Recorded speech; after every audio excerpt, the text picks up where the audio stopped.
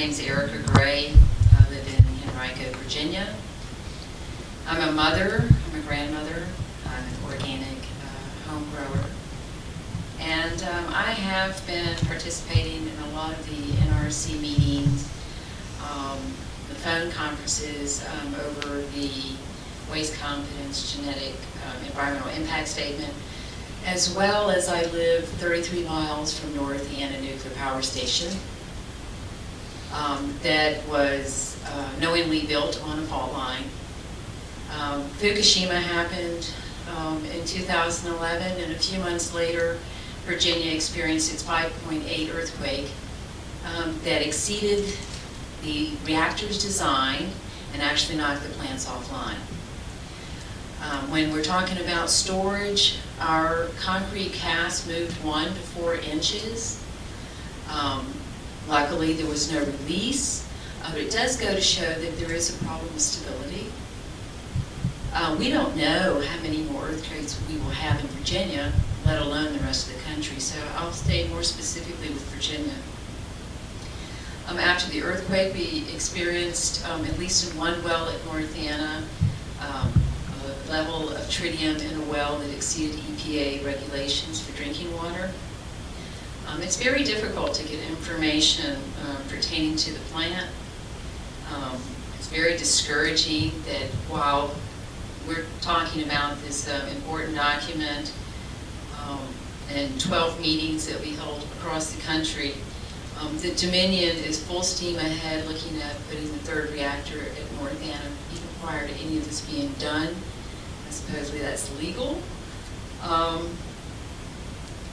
When it comes to, first of all, I wanted to mention on the phone the other day with Waste Confidence, talking about these meetings, we were told that only the first and the last meeting were going to be webcast and teleconference, and I think that's not democratic and it's not fair for the rest of the people in the country to hear what's going on in their communities.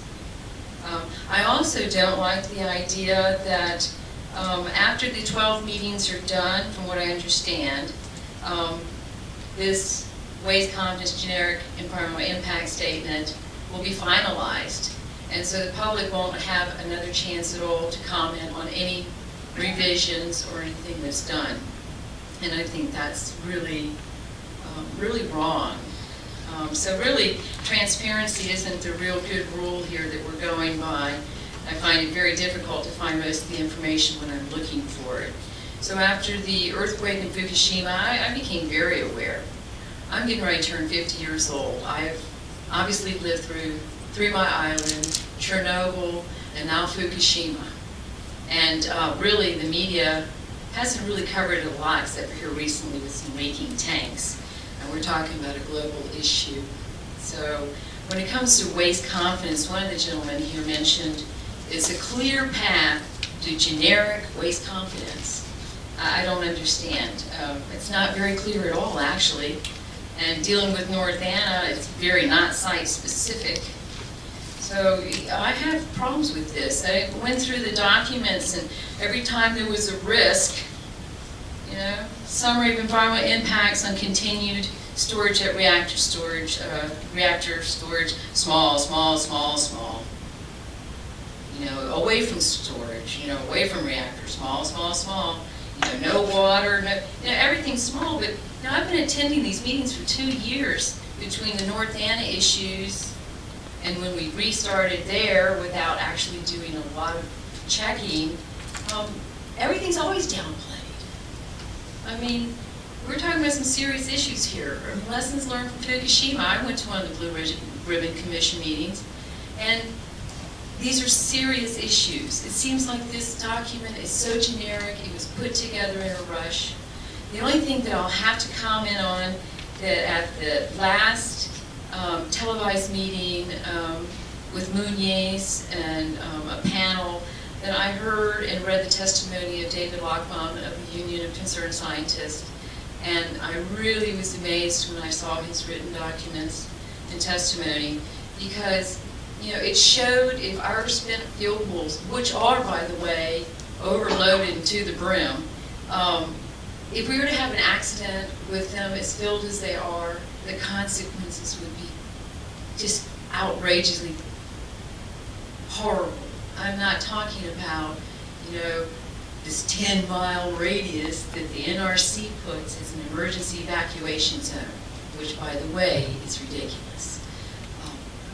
More than hundreds of miles. So, eliminating some of the spent fuel, I'm not talking about some of the hotter fuel, and taking them out of the taking them out of the pools and putting them in the dry storage is, sounds like probably the best that we can do to lessen the consequences of a drain down or of a fire or an earthquake. But I'm not sure if it was even addressed in this environmental impact. I'll have to say that, excuse me for a minute, in my notes.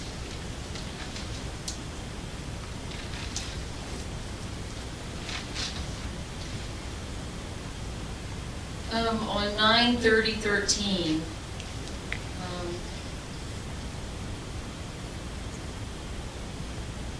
the group here, so the Federal Workers Group, sues to disclose U.S. dam risk to nuclear plants. It has filed a lawsuit against the U.S. NRC for the refusal to share information with the public about U.S. dam risk. The probability of a massive dam failure destroying a U.S. nuclear plant is higher than the probability of the Fukushima tsunami and what it contributed to the nuclear disaster. The risk in place is at 36 U.S. nuclear plants. The NRC has been removing dam failure risk information from public view, and it was caught suppressing a critical report on the dam failure risk in recent years. NRC engineering staff went public with this incident. Erica, do you have something on these papers that you want to show us? Yes, no, actually I have for display. Because we're going to have to wrap it up, and I don't... Okay, well, I just wanted to mention that in light of what the earthquakes that we've seen in the past, besides the Fukushima, the 7.7 the other day in Pakistan quake actually created an island. I'm sure most of y'all heard that.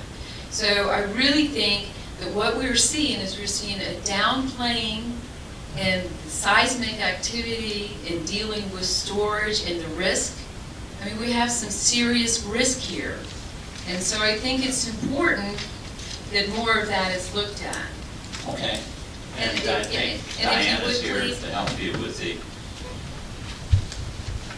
posters. Ah, I mean, essentially, it's time to stop the NUCON game. We need to stop producing this waste where we have nowhere to put it. We can never guarantee safety. We need to see a plan, and the public, like myself, the average person, wants to see a plan when we start decommissioning them, taking the ones off fault lines. Look at Indian Point, 20 million people in a 50-mile radius. There's no way we can evacuate. okay. Thank you very much for the visual and the comments, and thank you, Diane. All right.